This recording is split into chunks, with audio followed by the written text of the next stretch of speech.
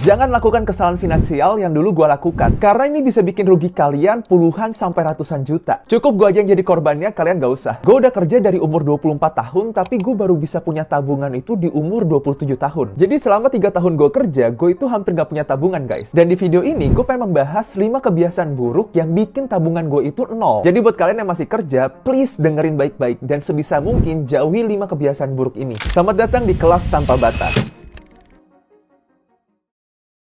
Kebiasaan buruk yang pertama adalah living above your means. Kalau kita translate ke bahasa Indonesia, itu artinya hidup melebihi kemampuan finansial kita. Atau gampangnya adalah pengeluaran kita lebih besar daripada pemasukan. Jujur ini kedengarannya simple banget, tapi ini sulit untuk dilakukan. Gua ngerti banget perasaan megang duit yang banyak habis gajian. Dulu waktu zaman gua sekolah, gua mau beli apapun itu harus pakai duit orang tua. Kadang dibeliin, kadang juga enggak. Tapi setiap kali gua minta duit ke orang tua, gua itu selalu muncul rasa bersalah. Karena gua tahu seberapa keras mereka bekerja untuk nyari uang. Dan pertama kali gua dapat gaji sendiri, gue tuh berpikir kayak gini, oke, ini kan hasil keringet gue sendiri ya, berarti duitnya itu bebas mau gue pakai untuk apapun. Dan ternyata pola pikir seperti inilah yang menjadi kesalahan pertama gue. Gue jadi boros banget dan impulsif banget untuk membeli sesuatu. Lihat temen pakai barang bagus, gue pengen ikutan beli. Lihat barang bagus di internet, gue langsung check out. Dan gue itu banyak banget ngabisin duit untuk kesenangan sesaat. Dan tanpa gue sadari, setiap bulannya itu gaji gue hampir nggak ada sisa. Bahkan setelah gue hitung-hitung, gue tuh nggak tahu duit gue kemana aja. Sampai akhirnya gue menyadari sesuatu. Di saat teman gue udah bisa beli mobil, beli motor, gue masih nggak punya apa-apa. Sampai akhirnya gue memutuskan, oke, gue nggak boleh hidup seperti ini. Gue sadar membayar sesuatu untuk kesenangan jangka pendek itu adalah jebakan finansial. Dan semenjak itu, gue mencoba mengadopsi sebuah pola pikir baru. Yaitu, gue tidak akan membeli satu barang kalau gue belum punya duit yang cukup untuk membeli 10 barang tersebut. Contohnya kayak gini, gue nggak akan membeli iPhone yang harganya 20 juta kalau rekening gue belum ada 200 juta. Jadi gue harus punya duit 10 kali lipat dari harga barangnya dulu, baru gue beli barangnya. Tapi setelah gue mengadopsi prinsip ini, ada suatu hal aneh yang terjadi. Terkadang, walaupun gue udah punya duit pun, gue jadi nggak jadi untuk membeli barang tersebut. Kira-kira 9 dari 10 kali gue nggak jadi beli barang tersebut lah. Soalnya kayak gini guys, semakin duit rekening gue itu bertambah, semakin gue tahu betapa susahnya nyari duit. Dan ini real banget. Selain itu, gue tuh sadar, 9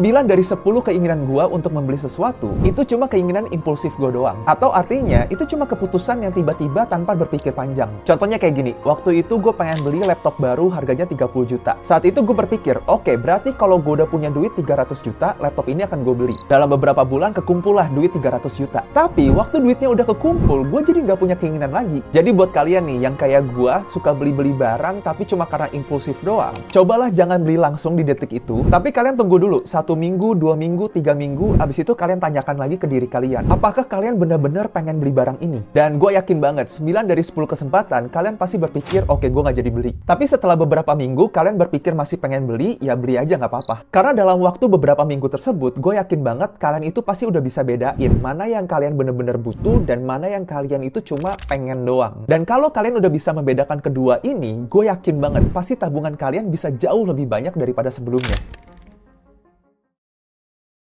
Kebiasaan buruk yang kedua adalah nabung belakangan. Jadi dulu, gue itu selalu berpikir kayak gini. Oke, gue pakai dulu aja gaji gue bulan ini, nanti kalau ada sisanya, itu baru gue tabung. Sebenarnya nggak ada yang salah, tapi kenyataannya ini jarang banget terjadi. Karena pada realitanya, duit yang tadinya gue berpikir, oke, segini harus gue tabung, itu malah gue pakai untuk jajan. Dan gue yakin banget di antara kalian pasti banyak banget yang merasakan hal yang sama. Pakai dulu duitnya, sisanya baru ditabung, itu adalah jebakan finansial, guys. Karena ketika kita mempunyai pemikiran seperti ini, kita akan merasa bahwa nabung itu adalah hal yang opsional. Atau artinya, kita akan berpikir nabung atau nggak nabung itu nggak ada bedanya. Jadi, yang sekarang gue lakukan adalah, gue selalu menghitung biasanya per bulan itu biaya hidup gue berapa. Setelah itu, setiap gajian gue akan sisihin untuk biaya hidup gue, dan sisanya itu langsung gue pindahin ke duit tabungan. Misalnya, gaji masuk itu 10 juta. Terus setelah gue hitung-hitung, per bulannya itu gue mengeluarkan duit 4,5 juta untuk hidup. Nah, waktu pertama kali gajian, gue itu langsung menyisihkan 5,5 juta ini ke rekening yang lain. Dan setelah gue coba, cara ini tuh efektif banget. Gue jadi rutin nabung, dan gue itu beli barang cuma barang yang gue butuhin doang. Dan belakangan itu gue baru tahu kalau sebenarnya ada faktor psikologis yang berperan. Jadi dari apa yang gue baca, manusia itu lebih takut kehilangan daripada senang mendapatkan. Kita dapat duit 10 juta, mungkin kesenangannya di sini. Tapi ketika kita kehilangan 2 juta aja, mungkin kesedihan kita bakal ada di sini. Jadi, kalau kita langsung menyisihkan duit di awal untuk masuk ke tabungan, nantinya kalau kita pengen ngambil duit dari tabungan ini, kita tuh rasanya kayak kehilangan, guys. Jadi please, ketika kita gajian, hal pertama yang kita lakukan adalah sisihin dulu duitnya untuk ditabung, bukan kebalikannya.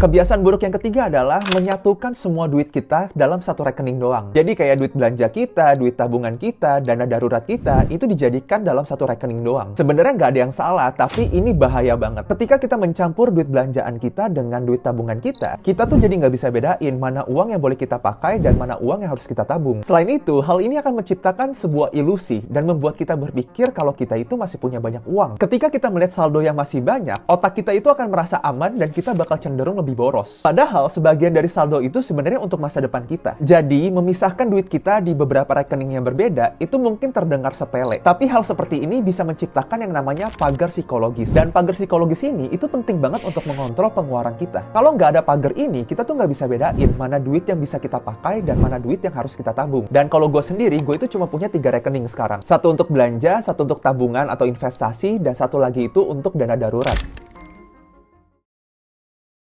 Kebiasaan buruk yang keempat adalah terlalu pengen cepet kaya. Yang namanya anak muda kan ya, pasti pengen cepet kaya dong. Hati-hati. Pertama kali gue kerja, gue pengen banget cepet kaya. Dan hal ini membuat gue tertipu dan gue rugi sekitar puluhan juta lah. Dari ratusan tahun yang lalu sampai sekarang, itu pasti ada yang namanya penipuan finansial. Dari dulu sampai sekarang, itu banyak banget yang nawarin investasi dengan return yang fantastis banget. Dulu gue pernah terjebak di satu investasi yang menawarkan per bulannya itu 20%. Investasi dengan keuntungan 20% per bulan, itu gede banget. Dan ternyata itu sebenarnya tuh MLM. Dan singkat cerita, setelah 6 bulan gue investasi di situ, duitnya itu dibawa kabur. Dan disitulah gue belajar, kalau ada sesuatu yang too good to be true, ya itu mungkin emang scam. Dan setelah tertipu, gue itu jadi percaya bahwa nggak ada yang namanya barang gratisan di dunia ini. Yang namanya nyari duit itu susah dan capek. Kalau ada orang yang nawarin kita bisa kaya secara cepat dan nggak perlu kerja keras, itu pasti scam. Di sini kata kuncinya adalah bisa kaya dengan cepat dan nggak perlu kerja keras. Mau kaya dengan cepat itu sebenarnya bisa aja, tapi harus kerja keras banget.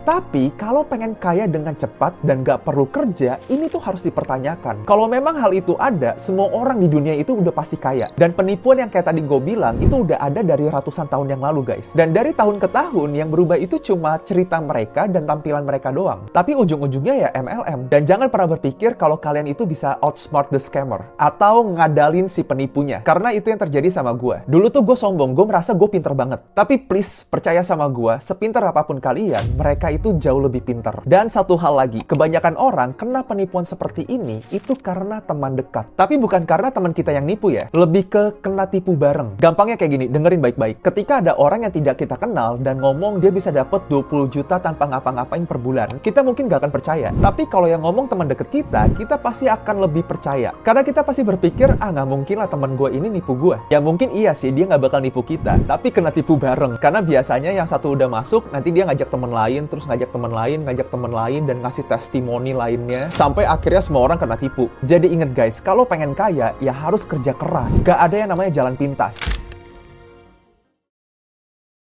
Kebiasaan buruk yang terakhir adalah nggak ngerti yang namanya opportunity cost atau sebuah biaya dari sebuah peluang yang hilang. Gampangnya, setiap keputusan kita itu pasti memiliki konsekuensi. Ketika kita memilih suatu hal, saat itu juga kita melepaskan kesempatan yang lain. Dan opportunity cost itu nggak selalu ngomongin tentang uang. Bisa juga waktu, tenaga, atau kesempatan lain yang hilang karena kita memilih sesuatu. Ketika kalian memahami hal ini, kalian pasti ngerti kenapa orang sukses selalu bilang time is money. Orang yang udah mengerti ini pasti tahu nih, daripada kita scrolling TikTok 4 jam, kita mungkin bisa melakukan hal lain yang bisa membuat kita mendapatkan duit. Daripada kita party-party tiap malam, mungkin waktunya bisa kita pakai untuk belajar programming atau belajar bahasa Inggris. Jadi setiap kali kalian ingin mengambil suatu keputusan, kalian tanyakan ke diri kalian, kalau gue lakuin ini, apa hal yang harus gue korbankan? Habis itu, kalian coba timbang, apakah hal yang akan kalian dapat itu sebanding dengan hal yang harus kalian korbankan? Kalau kalian merasa hal tersebut tetap worth it, ya nggak apa-apa, lakuin aja. Yang paling penting, kalian jangan pernah lupa menanyakan hal ini ke diri kalian. Kalau gue memilih ini, apa yang harus gue korbankan? Dengan satu pertanyaan ini aja, gue yakin banget kalian akan menjadi manusia baru. Lo akan ngerti betapa pentingnya waktu dan tenaga lo sendiri.